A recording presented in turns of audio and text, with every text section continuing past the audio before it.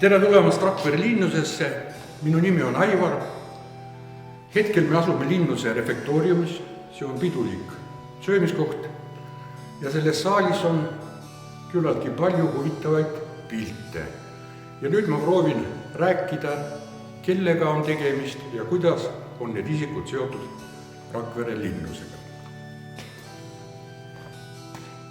Esimese pildi peal on kujutatud Taani kuningas Valdemar II, kes oli oma isa Valdemar I ja ema Polotski Sofia Vürstitari poeg, teine poeg. Aastal 1202 saab Valdemarist Taani kuningas.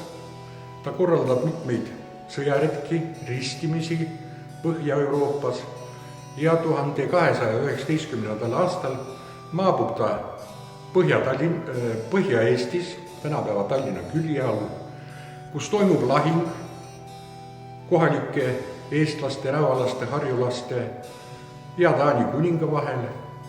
Taani kuningas võidab selle lahingu, peale mida alustab Põhja-Eesti vallutamist ja ristimist. Tema ehitatud on 3 linnust Põhja-Eestis: Tallinn, Toompea, Rakvere ja Narva.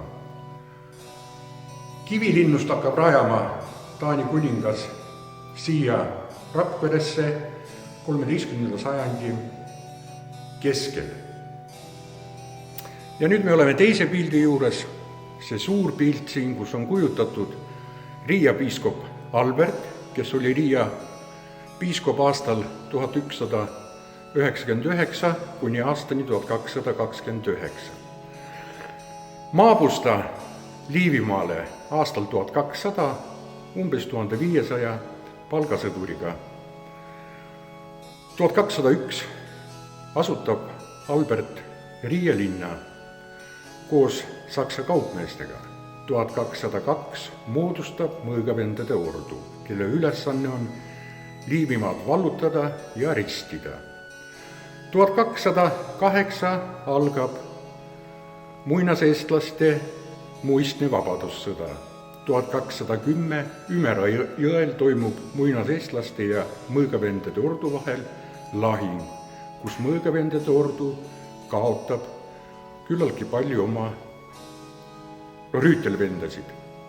Ja nüüd me oleme jõudnud 3. pildi juurde, kus on kujutatud mõõgavendade ordu teine ja viimane ordumeister Volkvin. Ordumeistriks sai ta aastal 1209, juhtis mõõgavendade ordut paganate vastu ja aastaks 1227, kui oli kogu Eesti juba vallutatud, pöördus tema pilk lõunasse Leedu vürstide vastu. Aastal 1236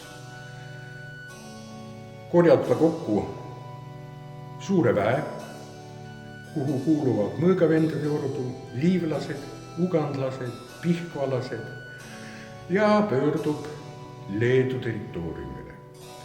22. septembril toimub lahing Saule külje all, kus Leedu vürstid purustavad kogu selle väe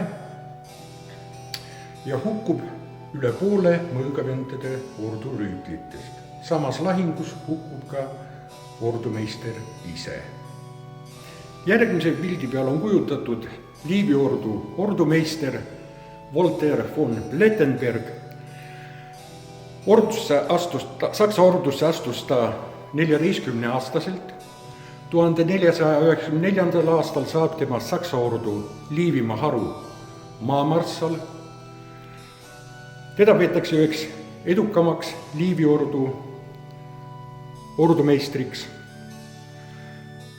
Ta pidas mitmeid edukaid sõdu Moskva ja Pihkvaga.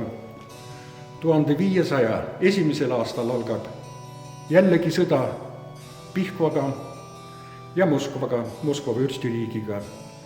1502. aastal Voltaire von Plettenbergil õnnestub purustada Moskva-Pihkva väed Smolinu lahingus, peale mida kestis Liivimaal pea 55-aastane rahuaeg. tema teeneks peetakse ka seda, et reformatsiooni ajal õnnestus tal säilitada Liivi-ordu ja Liivi-ordu valdused. Liivi-ordu ordumeistriks saab ta 1525. aastal peale seda, kui Saksa ordust moodustatakse Preisi hertsogkond ja allutatakse Poola kuningale. Sureb ta aastal 1535. Järgmise pildi peal on Liivi-ordu viimane ordumeister Gotthard Kettler. Elas aastatel 1517 kuni aastani 1587. 1540. aastal astub Liivi-ordusse. Peale Liivi sõja algust, mis algas 1558, valitakse ta Liivi-ordu ordumeistriks aastal 1559. Liivi sõda käib Moskva vägede ja Liivimaa vahel. 1560. aastal toimub lahing Liivi-ordu ja Moskva vägede vahel. Selles lahingus purustatakse Liivi-ordu väed ja aastal 1562 annab Kettler vasallivande Poola-Leedu kuningale ja suurvürstile Sigismund Keisele Augustile. Peale seda moodustatakse Kuuramaa hertsogkond ja Kettlerist saab Kuuramaa hertsogkonna esimene hertsog. Ja järgmise pildi peal näeme me Moskva tsaari Ivan IV, keda peetakse üheks julmemaks tsaariks Venemaal. Sündis ta aastal 1530. 1533. aastal peale oma isa Vassili III surma saab temast Moskva suurvürst ja 1547. aastal nimetab ta ennast Moskva tsaariks. Selleks, et Euroopas saadaks aru, et tegemist on Moskva valitsejaga. 1558. aastal alustab sõda Liivimaaga ja samal aastal Rakvere linnus langeb Moskva vägede kätte, millest nad ehitavad kindluse. Sõda kestab 23 aastat ja aastal 1582 sõlmitakse rahuleping Leedu, Poola ja Venemaa vahel ja aasta hiljem 1583 Rootsi ja Venemaa vahel. Arvatakse, et Ivan IV võis viibida 1572. aastal Rakvere linnuses, kus ta kogus vägesid, et minna piirama Paidet. Paide piiramise käigus sai surma tema suur sõber Maljutas Kuratov, kes oli ka samal ajal Opričnina eesotsas. Ja minu selja taga järgmine pilt, millel on kujutatud Rootsi kuningas Erik XIV. Sündis ta aastal 1533 ja peale oma isa Gustav I Vaasa surma aastal 1560 saab temast Rootsi kuningas. 1561. aastal võtab ta vastu Põhja-Eesti aadlike ustavusvande, millega tõmmatakse Rootsi Liivi sõtta. 1568. aastal tema vennad kukutavad ta Rootsi troonilt ja panevad vangi. Vangis on ta 9 aastat ning 1577. aastal oma venna Johann III käsul ta mürgitatakse vanglas hernesupil. Järgmisel pildil Rootsi kuningas Johann III sündis 1537. aastal. 1568. aastal kukutas Erik XIV Rootsi troonilt ja sai ise Rootsi kuningaks. 1500, kuna Rootsi võttis osa Liivi sõjas, siis 1574. aastal Rootsi väed hakkasid piirama Rakvere kindlust. Piiramise käigus piirajate seas olid Šoti palgasõdurid, Saksa palgasõdurid ja Rootsi sõdurid. Piiramise käigus tekkis tüli Šoti palgasõdurite ja Saksa palgasõdurite vahel, mis kasvas tüliks ja krooni Kruščov kirjutab, et 1 tunni jooksul sakslastel õnnestus tappa kuni 1500 Šoti palgasõdurit, peale mida piiramine lõpetati. Järgmine kord Rootsi väed tulid Rakvere alla aastal 1581 ja siis õnnestus linnus hõivata.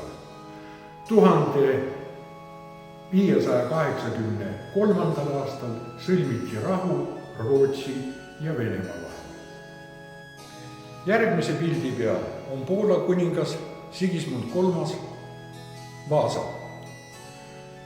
Sündis Rootsis Johann III pojana aastal 1566.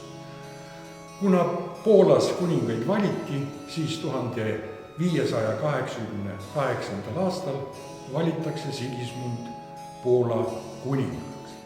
Mõni aasta hiljem saab temast ka Rootsi kuningas peale oma isa Johann III surma.